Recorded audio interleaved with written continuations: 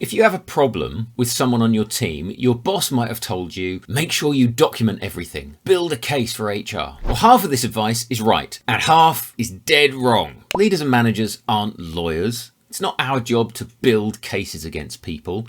It's our job to support them and lift them up. So today we're going to talk about why you should document everything and why you shouldn't be thinking about building a case for HR. Let's start with why you should document everything. Whenever you're dealing with a performance or conduct issue, you might end up in a formal process. And in that process, you're going to need documentation about what happened, what they did and said, and what you did and said. But you don't have to make this complicated. It's as simple as sending an email. The rule is, if you ever have a conversation with someone about a performance or conduct issue, you follow that conversation with an email setting out the key things you discussed. One reason that you do this is so that if you do end up in a formal process, you're ready for it. But it's not the only reason. It's not even the most important reason. This is where we're getting into why you shouldn't be thinking about building a case for HR. You see, if you start off with the attitude that you're building a case, you're assuming that your job is to help HR prosecute a case. You're assuming that the thing will end up in the employee being disciplined or fired through an HR process. And that's a rotten way to serve your colleague as their manager. Your job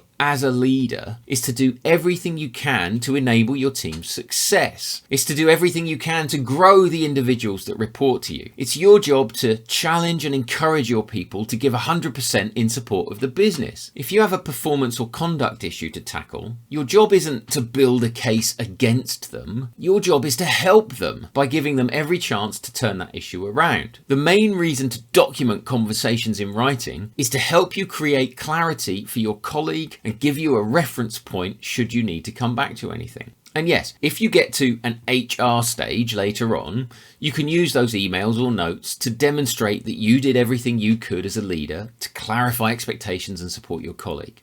So do document everything, but not because you're the district attorney building a case. Do it because you're a leader supporting your colleague to deliver what the business needs. By the way, you should be supporting your colleagues in every conversation with them, not just the difficult ones. And to help with that, I've put together a cheat sheet PDF for great one-to-one meetings with your team.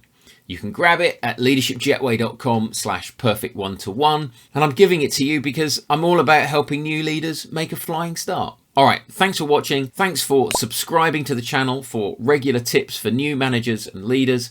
And I'll see you next time here on the Leadership Jetway. Take care.